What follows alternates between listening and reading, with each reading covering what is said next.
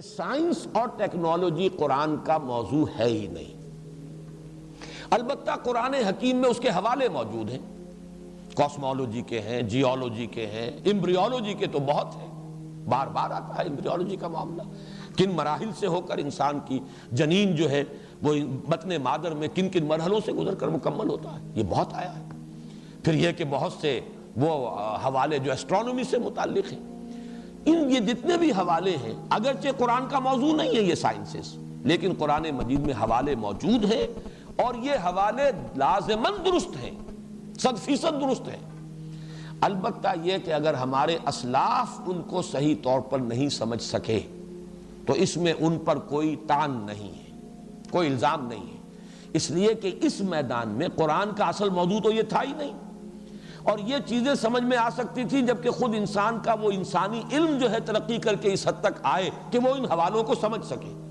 ورنہ یہ ہے کہ اس کے بارے میں اگر کوئی غلط تعبیرات پہلے ہو گئی ہیں تو اس میں قطعاً کوئی شے جو ہے تان والی نہیں ہے، الزام والی نہیں ہے ہمارے اسلاف کی۔ یہاں تک کہ میں آخری بات کہہ رہا ہوں، قرآن میں جو ریفرنسز آئے ہیں ان فزیکل فینومینا کے، ان میں کوئی شے حقیقت کے خلاف نہیں ہو سکتی۔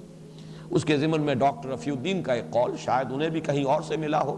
لیکن مجھے چونکہ انہی سے ملا، میں انہی کے حوالے سے عرض کر رہا ہوں۔ بڑی پیاری بات وہ کہا کرتے تھے، یہ کائنات اللہ کا عمل ہے اور قرآن اللہ کا قول ہے، قول اور عمل میں کوئی فرق نہیں ہو سکتا۔ انسان کے قول و عمل میں بھی اگر کوئی فرق ہو اور تضاد ہو تو گویا کہ وہ انسانیت کی سطح سے کچھ نیچے اتر جاتا ہے، تو اللہ کے قول اور عمل میں تضاد کیسے ممکن ہے؟ لازماً یہ حوالے 100% درست ہیں کہ سائنٹیفک فینومینا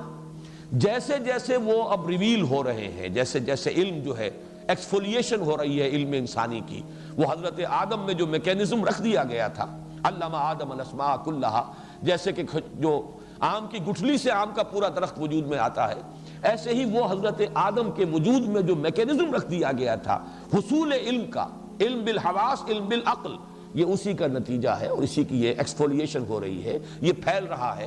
تو اس سے جو بھی چیزیں اب ہمارے سامنے آئیں ان میں کہیں رکاوٹ نہیں ہے کہ ہم سلف کی کسی بات کو لے کر لازماً بیٹھ جائیں کہ چونکہ اسلاف نے یہ کہا تھا لہذا سائنس خواہ کچھ بھی کہے ہم تو اسلاف کی بات مانیں گے۔ یہاں پر اس طرز عمل کے لیے کوئی دلیل نہیں، کوئی بنیاد نہیں۔